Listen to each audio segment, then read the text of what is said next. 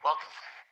This is the first of a series of fun cybersecurity videos, and we're going to look at a system that's set up with a remote user at off-site, connecting to state resources over a VPN. We'll see such things as a slimy green hacker and to attack our systems. In these videos, we'll hear of such things as a logic bomb that is used to embed itself in our systems and then at some point invoke itself with malware. And we'll see a fun toy here, which is a laser guided blow dart gun that will be used by hackers in their various tools to attack our systems. And the hacker in this video is represented by magnetic green slime. The user at the remote end will be a series of chrome-colored magnets that are attached to the connection through the VPN. And at the very end of the video, there will be no narration, but you'll see the slime overwhelm the end user. Have fun with this. And let's just take a look here. We've got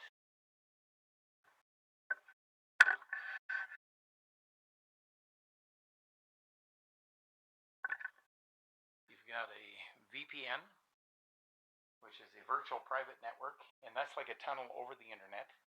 And so seemingly it's impervious to attacks, but nothing is impervious, right? But it helps secure our connections of data and our access to our systems. Here over on the right, we've got our company or state resources that are totally locked up, as you can see. We've got a totally secure system right there.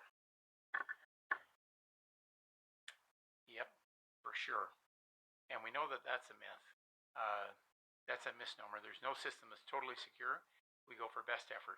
We've got a firewall in place, and firewalls consist of two different kinds of firewalls. We have hardware firewalls, and we also have software firewalls. A hardware firewall is a device that's hooked up into our network to prevent intrusions from outside. Software firewall consists of access control lists, like on our routers, and basically they govern the kind of traffic that we'll allow.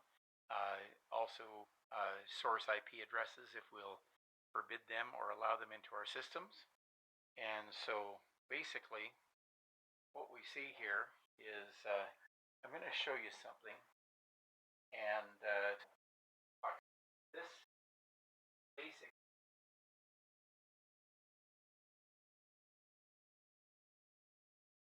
our slimy hacker.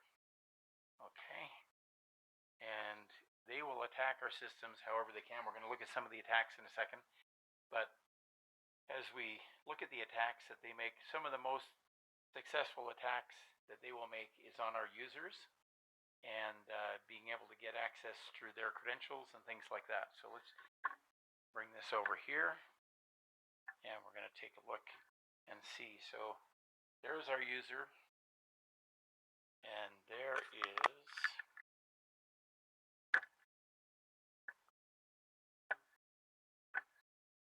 our hacker attacking our user. We're just going to put the hacker close by and see what happens there. Now let that go for a while, and while that attacker is making that attack on this individual, let's take a look at some of the hacker attacks. And we've got a list of those right here, possibilities. You may have heard of some of these. We're not going to explain all of them. We'll look at some of them in other videos. But basically, you've got a man-in-the-middle attack, which is basically where a hacker comes along and he tries to interrupt the communication and act as the recipient and sender of the information to your sources. So we'll put him aside. We have something called a zero-day attack. And a zero-day attack takes advantage of a vulnerability in software or systems that is unknown to the administrators, and so there's no recourse they have against it, because when it happens immediately. We will look at this list of hacker attacks later, but we want to focus on the green slimy attackers.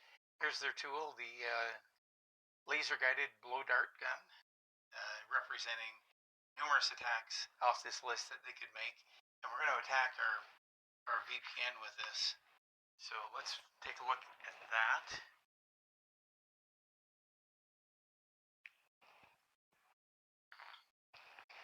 And I'm going to turn on our laser light here.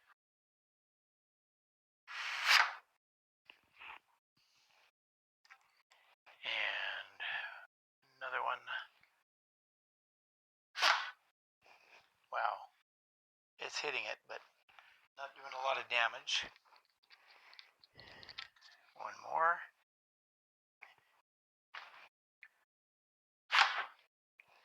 Okay. So they haven't penetrated the VPN. Tried to, but that's why we use a VPN, which encrypts all of our information as it goes across the internet, creating a tunnel for us. So what we're going to do in a moment is we're going to look at the results of the attack of the green slime on our end user, where basically it's overwhelmed the end user and now has their credentials, their ID, their password, things like that, able to get through the VPN over to our systems.